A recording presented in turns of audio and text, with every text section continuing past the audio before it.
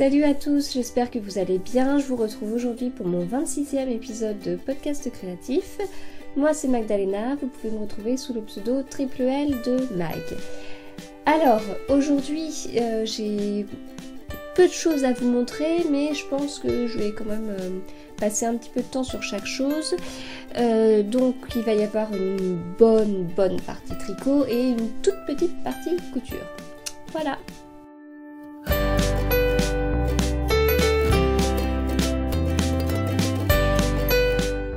Avant de commencer à rentrer dans le vif du sujet, je m'excuse d'avance pour ma voix qui part un petit peu, hein, ce qui explique que j'ai mis mon Waiting for Rain autour de ma gorge. J'ai certainement une petite angine. Je suis habituée maintenant à avoir des angines toutes les 2 semaines. Donc c'est comme ça. Alors, donc comme je vous disais, partie tricot, une bonne partie tricot. Et donc, je commence par le projet fini. Je sais pas si ma voix va tenir jusqu'au bout. Donc, le projet fini, c'est la marinière moderne de Marie-Christine Lévesque.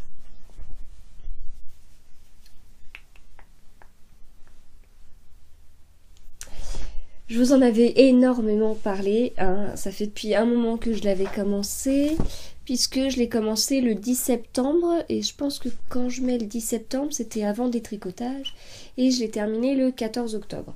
Donc, oui, voilà, donc ça fait quand même un bon moment.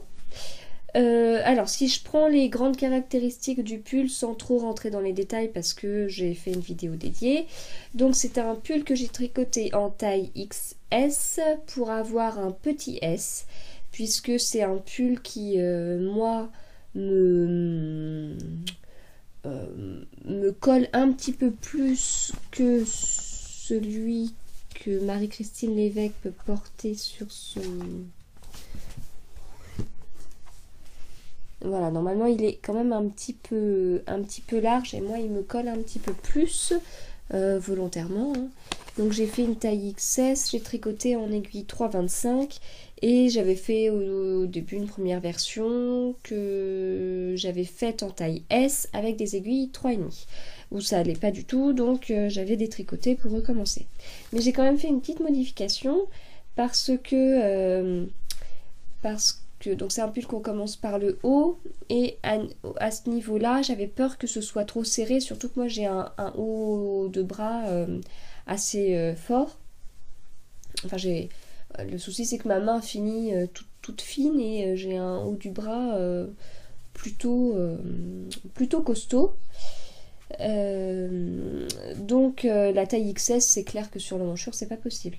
Donc du coup j'ai ajouté quelques répétitions de diminution. Je crois que j'ai dû répéter, j'ai dû faire 2 rangs, enfin 4 rangs du coup, en plus au niveau des augmentations. Pour assurer un petit peu le truc, non seulement pour avoir une hauteur d'emmanchure suffisante, et aussi pour avoir au niveau du nombre de mailles, un nombre de mailles un petit peu plus important sur le haut de la manche, pareil, pour être sûr que non seulement mon bras rentre dans la manchure, donc là, et puis qu'en plus, soit pas trop serré en haut.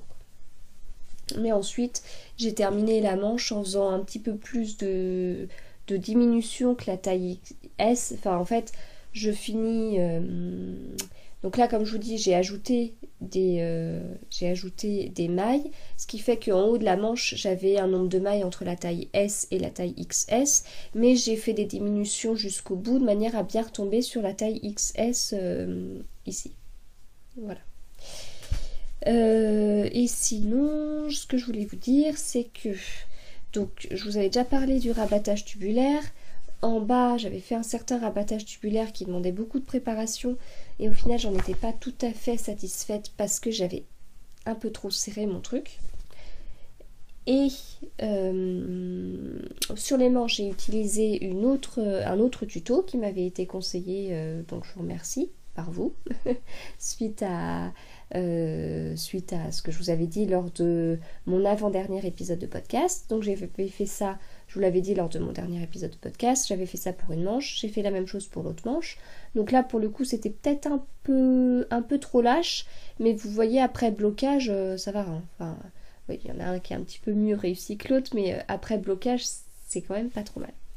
Sauf que comme ça me paraissait assez lâche, quand j'ai commencé à rabattre les mailles pour l'encolure, c'était pas beau. Et j'avais pas envie de faire la première version du tuto que j'avais vu.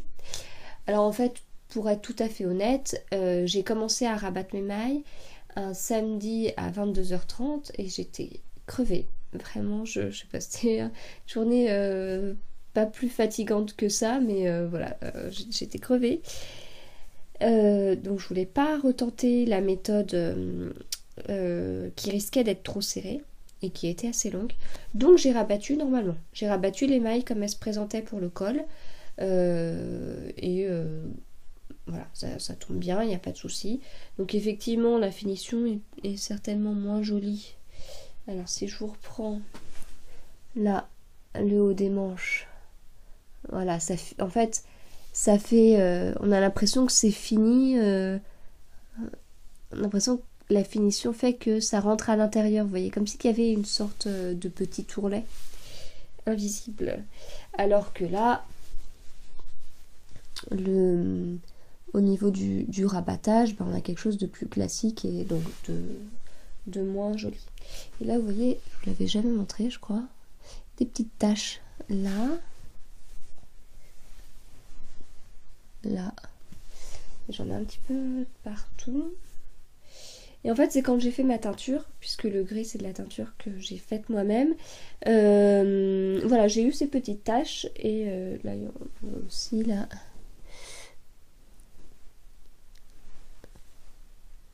Et je trouve ça rigolo parce que voilà, c'est moi qui ai teint cette laine et il y a des petites traces d'imperfection. Donc pour quelqu'un de perfectionniste comme moi, avoir de temps en temps des petites imperfections, c'est mettre un peu de folie dans ma vie, vous voyez. Bon, ne me prenez pas pour une folle, hein, je pense que vous commencez à me connaître avec mon obsession des chiffres et de ceci et de cela, donc voilà. Je clôt le chapitre sur ça. Si vous voulez en savoir plus sur cette marinière moderne, je vous conseille d'aller voir la vidéo dédiée à ce sujet. On passe ensuite aux encours. Donc, comme j'avais 3 encours la dernière fois et que j'en ai fini un, il me reste 2. Alors, 2 à l'heure où je vous parle. En fait, malheureusement, cet épisode, je l'enregistre un petit peu tôt. Parce que j'ai pas la possibilité de l'enregistrer plus tard. Et comme vous le savez, mes vidéos mettent vraiment beaucoup de temps avant d'être chargées. Ce qui, moi, m'ennuie parce que... je suis un peu... j'aime vivre dans l'instant présent, enfin, c'est-à-dire que là je vous parle de choses qui auront bien évolué d'ici jeudi 18h, hein, le moment où ma vidéo sera en ligne. Et donc si vous me suivez sur Instagram, il y aura forcément des décalages entre ce que je vous montre au niveau de mes encours, là où ils en sont, par rapport à là où ils en seront le jeudi soir, quoi. Voilà, donc ça m'ennuie. Moi, mon rêve, ce serait de pouvoir faire ma vidéo d'une demi-heure à 17h30, de la finir et qu'à 18h, elle soit en ligne. Bon, ce qui n'est pas possible parce que je fais quand même un petit peu de montage, pas beaucoup, mais bon, voilà. Il me faut quand même 20 minutes pour monter, etc. Et puis, c'est surtout qu'il me faut beaucoup d'heures de chargement derrière. Voilà, donc là, pour le moment, j'ai 2 en cours au moment où je vous parle, mais... il y en aura certainement 3, voire 4 au moment où la vidéo sera mise en ligne. Alors, le premier en cours, c'est le même que je traîne depuis le 4 septembre. C'est le Manzo de Linophile.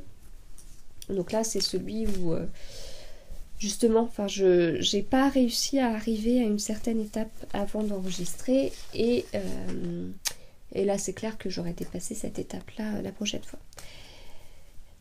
Parce que en fait, je suis toujours dans les augmentations pour le raglan. Et c'est clair que jeudi soir, j'aurais séparé les manches du corps. Voilà, mais là, il me reste encore des répétitions. Bon, ça commence à m'agacer en fait, le raglan en ce moment, enfin ce raglan, parce qu'il y a trop d'anomarqueurs. Et du coup, bah voilà, j'ai hâte, enfin il me reste, je sais plus, 10 ou 12 rangs avant de séparer, donc c'est bientôt, hein. J'ai pas encore à faire trop de rangs, mais voilà, c'est... en fait, étant donné que le raglan est fait avec deux mailles comme ça, ce qui est très joli, vraiment, ce qui est très joli parce que des fois c'est juste une maille et du coup elle se met pas très bien, c'est un peu grossier. Là d'ailleurs, la marinière moderne, on est aussi sur du 2 mailles. Mais j'ai le gilet Oscar à côté de moi. Et là, on est sur une maille. Alors, bon, ça fait un peu bizarre avec le point et tout, mais bon, ça peut paraître un peu grossier des fois. Donc, 2 mailles, ça me va très bien. Et pour être sûre de ne pas oublier de faire des augmentations de part et d'autre de ces 2 mailles, il y a du coup 2 anneaux marqueurs. Ce qui me va très bien aussi parce que je sais que si j'ai pas ces 2 anneaux marqueurs, je vais faire des oublis ou... voilà. Mais l'inconvénient, c'est que ça fait donc 2 anneaux marqueurs par raglan, enfin par barre en diagonale là. Donc ça fait 2 x 4, plus un de chaque côté, parce qu'on continue à faire la bordure au fur et à mesure. Donc ce qui fait quand on sort, gling, gling, gling, gling, gling, et puis quand on tricote, ça rend le tricot un petit peu moins fluide. Donc j'ai hâte d'arriver à la séparation. J'ai pas regardé combien on devait garder d'anneaux marqueurs sur les côtés. Ça se trouve on doit en garder 2 s'il y a une fausse couture ou je sais pas encore. Mais bon, ce qui est sûr c'est que j'en enlèverai au moins 4 sur le rang et ça c'est chouette. Voilà, donc rien d'autre à dire sur ça. Je tricote toujours en Flora de Drops, toujours en aiguille 3,5. Voilà. En cours numéro 2, c'est le gilet Caretta que je teste pour Folie Ordinaire. Et donc là, je suis arrivée pour celui-là à la fameuse étape qui est la séparation des manches avec le corps. Alors, si j'enlève tous mes petits bouts d'aiguille de partout...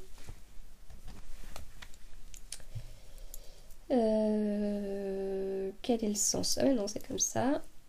Là. Et de ce côté-là, comme ça. Voilà. Il est trop beau ce vert. Je vous ai bassiné avec mon jaune là sur la marinière moderne, ce magnifique jaune. Bah, maintenant, je vais vous bassiner avec ce magnifique vert. Bah, c'est important hein, d'aimer les couleurs qu'on tricote. Hein. Ce serait pas rigolo sinon. Donc, voilà, j'ai commencé la séparation. C'est un gilet qui épouse la forme du corps, c'est-à-dire on a des diminutions et des augmentations après. Donc, c'est tricote du haut vers le bas, c'est pour ça qu'on commence par les diminutions, puis ensuite on augmente. Enfin, en même temps, de l'autre côté, c'est pareil, puisqu'on tricote. Oui, bon, bref. Bref, on oublie ce que j'ai dit. Donc, on a toujours le superbe motif de vague, là, qui à mon avis, va être encore beaucoup plus beau après blocage.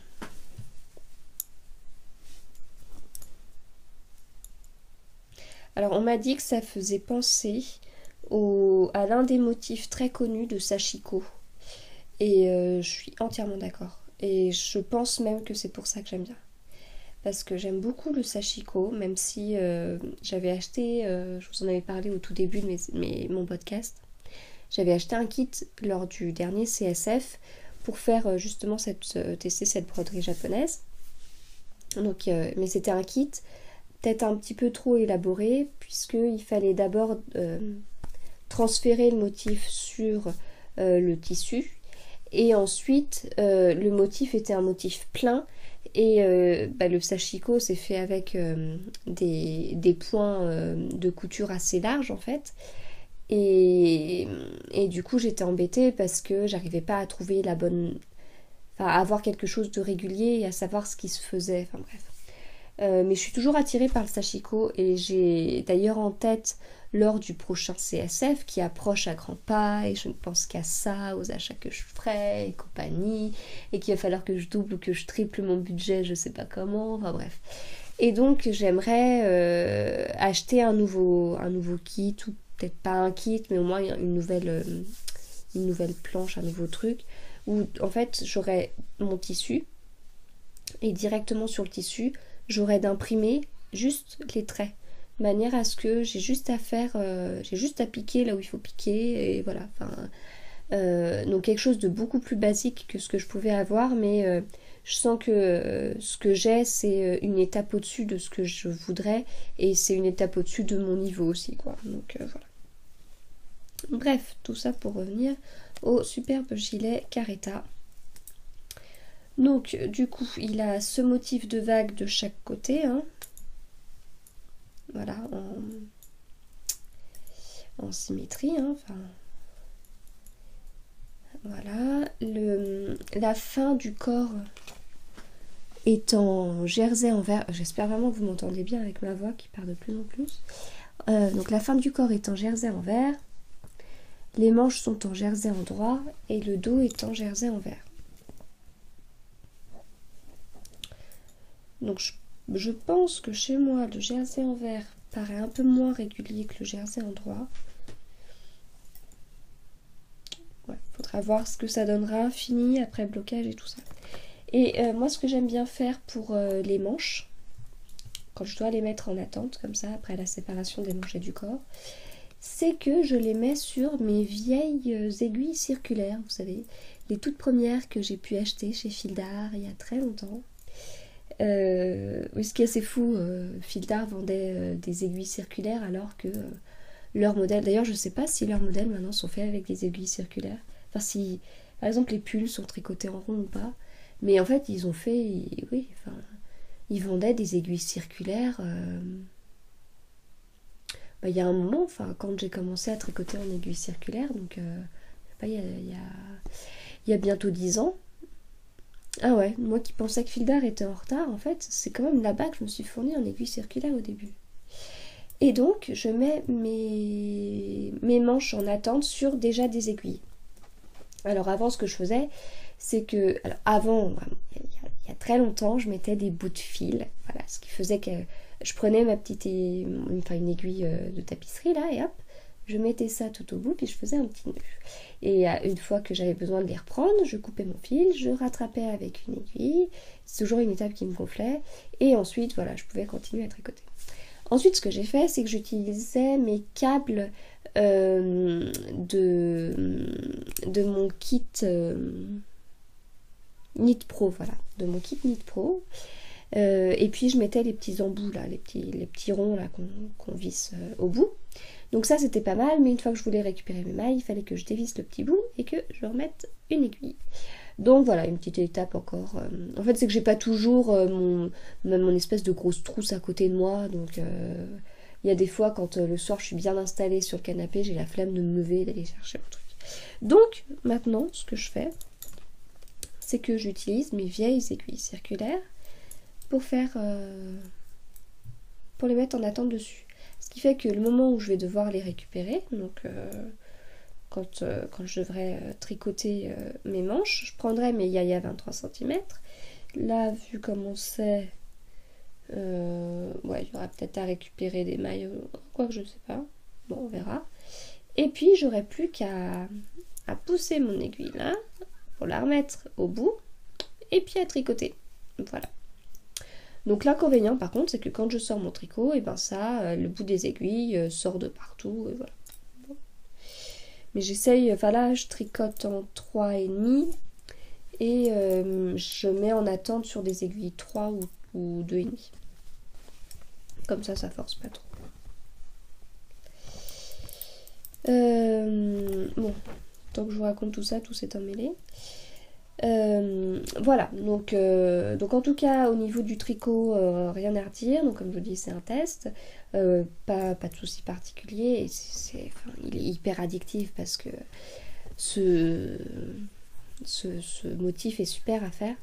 Et je pensais qu'entre le Manzo et celui-là, je pensais que j'aurais été plus attirée par le Manzo parce qu'il est pas prise de tête et que du coup on aligne le métrage, ce qui est très bon pour le knittage et le nathlon, hein, donc voilà, ça, je pensais que ça m'aurait beaucoup plus attiré de tricoter, et en fait non, c'est plus ça qui m'attire, donc c'est plus des motifs. Donc je pense qu'après être passée par une période où je voulais vraiment faire des projets assez simples, alors peut-être que c'était à cause de ma tendinite en fin de compte, puisque un projet tout simple me faisait moins mal. Je sais pas. Mais en tout cas, voilà, ça fait du bien d'avoir un petit truc, une petite technique motivante. Donc voilà, rien à dire d'autre pour le moment sur ce gilet Caretta, mais voilà, celui-là, il est passé par l'étape séparation corps et manche, et c'est tant mieux. Et je tricote donc avec la Nord de Drops. Je vous en ai déjà un petit peu parlé la dernière fois. Je vous avais déjà fait un premier comparatif entre la Nord et la Flora. Comparatif qui sera à valider après blocage, bien sûr. Et puis par la suite, après avoir... une fois que j'aurai bien porté les deux pulls et qu'on verra à quel point ils boulochent et tout ça. Alors... Donc, je vous ai parlé de mes encours. Alors, les projets à venir, ou qui seront peut-être déjà montés, c'est... En fait, il y en a 3. Donc, il y a le Mindering Shawl de Stephen West, que je vous avais présenté... je vous en avais déjà parlé la dernière fois. Donc, c'est un châle en brioche. Première fois que je ferai de la brioche. Et c'est un châle qui existe en 2 versions, une version courte, une version longue. Pour la version courte, on a besoin de 2 écheveaux de 2 couleurs différentes. Et pour la version longue, on a besoin de 4 écheveaux. Et moi, je vais faire la version longue. Et je tricote ça en trio avec Alice du Lapin d'Alice et Mylène de Milou Pépé. Et voilà, je vous fais un grand coucou les filles. Ensuite, dans les autres projets à venir, il y a un bonnet pour le cal d'Amélie, Happy Sweet Peach Factory. Je suis désolée Amélie, je sais, j'ai peur de ne jamais bien prononcer ton pseudo. Et pour le bonnet, je suis pas encore, j'hésite encore entre 2 modèles. Alors, les 2 modèles. Il y a le Woodsy de Mélodie Hoffman et le Petite Plume de Nathalie Marshall. Voilà, donc je ne me suis pas décidée. J'ai demandé à mon mari qui n'avait pas d'avis. Quand je lui ai demandé, ma fille était en train de... Enfin, elle n'était pas à la maison à ce moment-là, elle était chez un copain. Quand elle est revenue, je lui ai dit est-ce que t'as pas un avis parce que papa il s'en moque? Elle m'a dit je m'en moque aussi. Voilà, j'étais ravie parce que la connaissant, je me suis dit elle va être trop contente de me donner son avis et puis en plus elle est du style à vachement argumenter. Enfin si je lui demande son avis, elle est trop fière en fait et du coup enfin voilà, elle aurait argumenté en me disant mais je préfère celui-là parce que gna parce que gna. Et puis là, je vais dire qu'elle était trop fatiguée et elle dit je m'en fous aussi. Et je vais pas demander à mon fils parce que lui c'est clair qu'il m'aurait répondu ça direct. Et dans les projets à venir, il y a aussi le pull boule boulet de Mylène Milou Pépé en test. Donc je sais pas si vous avez suivi sur son compte, mais elle s'est lancée dans les designs. Donc là c'est un pull enfant. Donc c'est un petit pull tout mignon avec un point texturé sur le corps. Et sur les manches, il y a des petites... En fait, le plus simple, c'est que je vous montre la photo. Surtout avec ma voix, il faut mieux vous montrer une photo. Hop, voilà. Donc c'est un petit pull donc pour enfants. Donc il est pas mal avec ces petites boules là sur les épaules. Donc pour une petite fille on peut faire les petites boules, et puis pour un petit garçon on peut ne pas les faire. Enfin voilà. Donc je me suis inscrite à son test en taille 2 ans, et donc elle l'a tricoté en baby merino de Drops, si je me trompe pas sur le nom de la qualité, mais voilà, du coup j'ai commandé la même qualité. J'ai commandé la même qualité chez Kalidou, que je devrais recevoir bientôt, enfin à temps pour le test en tout cas. Voilà, donc ça fait 3 projets à venir. Le Mindering Shawl avec de la brioche, je prévois ça comme un projet long. Le bonnet, je prévois ça comme un projet court. Et le pull boule boulet entre les deux. Voilà, donc ouais, je vais peut-être me retrouver avec 4-5 en cours en même temps. Ou peut-être 4. Ouais. En fait, Mylène, pour son test En fait, je fais 2 tests pour 2 Mylène. Donc, le pull boule boulet, Mylène a mis un délai très large. Il me semble que le délai pour le gilet Caretta de Mylène Volet Ordinaire est plus court. Donc, alors qu'on est sur un modèle adulte d'un côté, modèle enfant de l'autre. Donc, du coup, enfin voilà, je vais voir comment je m'organise. Mais enfin bref. Donc, ça c'est pour le tricot. En fait, je regarde sur mon téléphone parce que j'ai fait ma photo de mon X-Mind de préparation de cet épisode, et mon imprimante n'a pas voulu fonctionner avant, donc voilà. J'ai fait ça comme ça. Et dernière chose que je n'avais pas notée, c'est que j'ai commandé des écheveaux chez les Jolies de Milly. C'est la première fois que je commandais chez elle, mais j'ai sa boutique Etsy dans mes favoris depuis un moment. En fait, elle a fait une promo il y a 10 jours. Une promo vraiment intéressante. De mémoire, c'était moins 30% sur ses écheveaux. Et j'en ai profité pour acheter de la Decay. Première fois que j'achetais de la Decay teinte à la main. C'est quelque chose que j'évite de faire parce que le prix est toujours assez élevé et un petit peu trop pour moi psychologiquement. Ça passe pas encore, mais ça viendra un jour. Hein. Tout arrive. Mais là, voilà, j'en ai profité. J'ai profité de ces réductions pour avoir des écheveaux à un prix vraiment très très intéressant, et du coup ça fait pas une différence énorme avec du fingering, ça fait même moins cher qu'un pull en fingering. Voilà, donc c'est un gris assez nuancé quand même. Ouais, là on peut voir. Vous voyez, pas mal. Enfin, je sais pas ce que ça donnera au niveau du tricot, mais on distingue bien. Ouais, on distingue bien la teinte foncée et la teinte claire.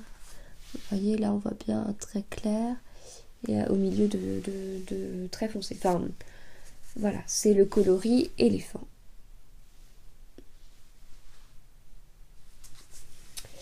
C'est de la 100% Merino Superwash, il y a 225 mètres pour 100 grammes, et j'ai dans l'idée de faire le jeans cardigan. Voilà. Et ce serait bien que je le commence avant la fin du tournoi de Knitich. Puisque c'est un projet Harry Potter, ça rapportera des points bonus. Voilà. C'est fini pour la partie tricot. Moi qui pensais faire un épisode super court, je vois le temps qui défile. Donc je passe rapidement à la partie couture. De toute façon, j'ai pas grand chose à vous montrer. J'ai juste à vous montrer un sac à encours. Voilà, je vous l'ai présenté sur Instagram il y a un petit moment. Donc c'est un petit pochon en cours, voilà, que j'ai fait avec de la toile de Jouy sur les dessus. À l'intérieur, j'ai utilisé un tissu bleu foncé que j'avais en stock. La toile de Jouy, je l'avais achetée justement dans cet objectif-là. Je voulais faire un pochon avec. Et donc, pochon avec cordelette. Alors, au niveau de la forme, il est un petit peu particulier. En fait, j'ai utilisé le tuto de la Fée du fond des bois sur Instagram. Et alors, son blog s'appelle Le Nid de la Linotte. Et donc, elle a mis un tuto avec un patron, qu'on a juste à imprimer, à assembler et on coupe notre tissu avec. Mais d'après ce que j'avais entendu, c'était un petit modèle, donc moi j'ai voulu l'agrandir. Puis j'ai fait mon truc bêtement, je l'ai agrandi, mais je l'ai pas agrandi comme il fallait. Et j'ai pas réfléchi, mais il y a un endroit où en fait il y a un truc comme ça. Et il faut vraiment que les deux traits soient de la même dimension pour pouvoir coudre l'un sur l'autre. Et moi j'ai agrandi mon truc sans faire attention à ça. Donc je me suis un peu plantée, ce qui fait que en fait mon pochon, si on regarde le fond, il est plus long là que là. C'est pas grave, c'est pour mettre mes tricots.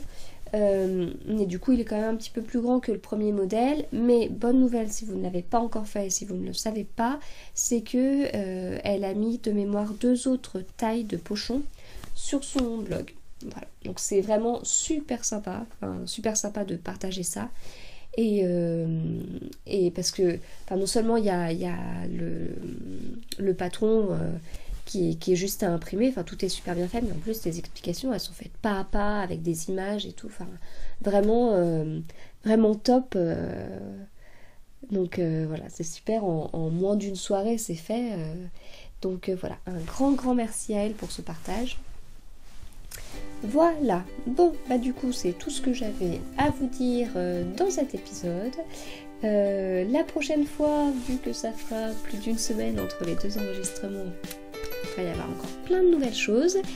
Un grand merci encore une fois d'être de plus en plus nombreux. Vraiment c'est que du bonheur, merci.